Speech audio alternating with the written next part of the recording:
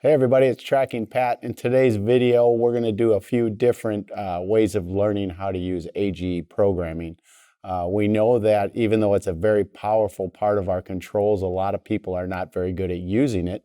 And part of that comes from the fact that not everybody in the shop comes from a field where they've gone to school and learned all of the different types of math, which also helps to make it a lot simpler.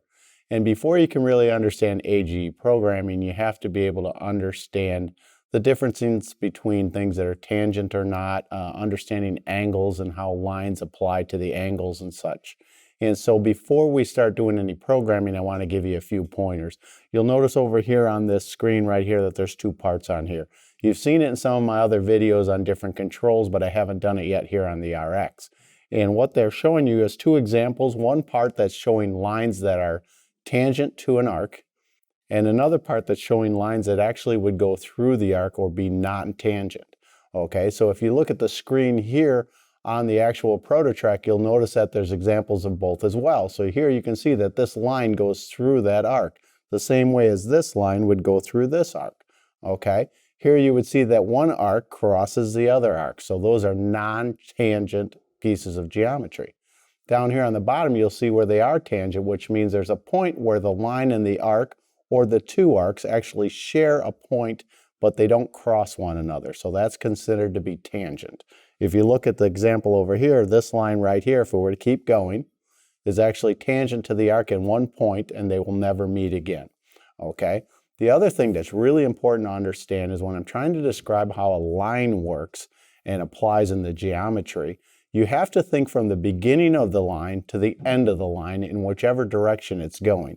So here I am in the EPA looking at the tangencies, but I'm going to go forward here, and I'm going to go past all the angles, and I'm going to show you in here the way that it actually looks at the way a line is figured from your angles. So here is the center of any line.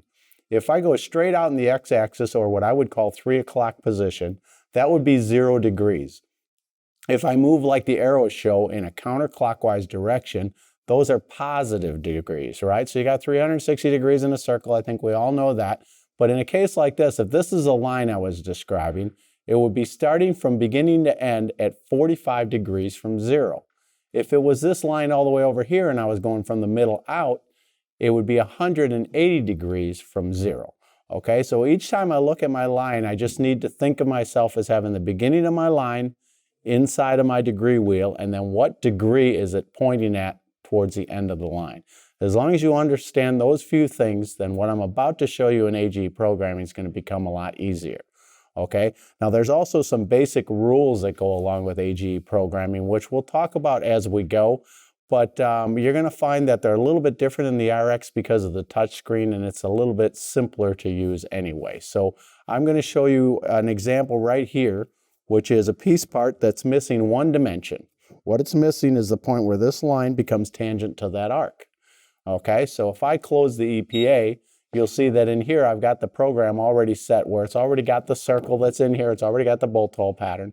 And what I'm going to do is I'm going to program the shape around the outside, okay? So I've already got the first page done, and what I'm going to do is I'm going to go into here and tell it that I'm going to do a milling event. All right, and as I look at my print here, you're going to see that the X doesn't change. I've already put the point out here where I'm starting. So my X is going to just stay at ink set, and my Y dimension is going to go to 0 absolute, which is the same point as it is with the circle. Okay, so you'll notice the lines here already, and it looks correct. And this is where the A.G.E starts to come into play. Okay, so what I'm going to do is I'm going to swipe forward, and I'm going to do an arc, and now it's saying, is this arc tangent to that line?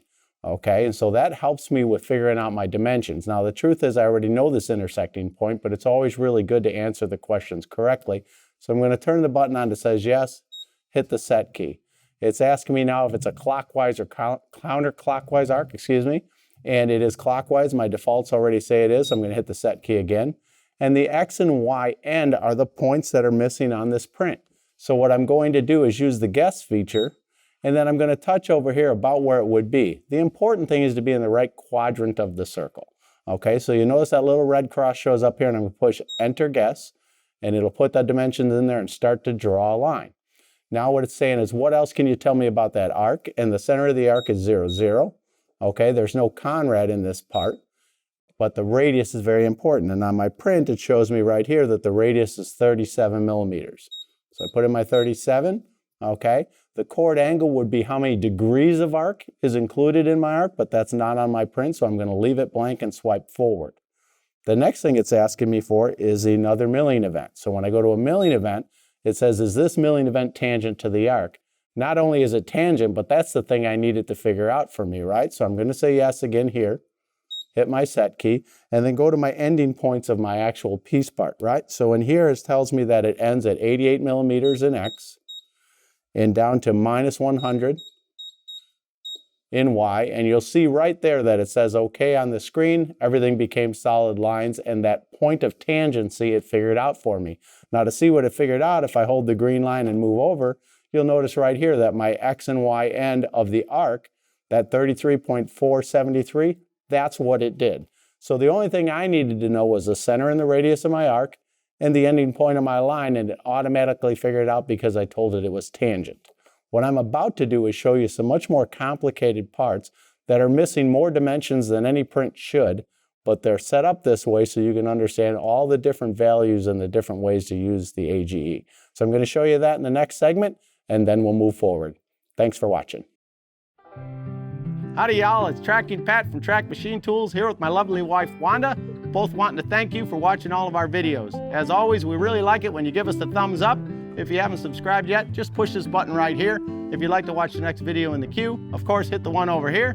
Before we take off to go to the honky tonk, we just want to remind you as always to keep on tracking. Yeehaw!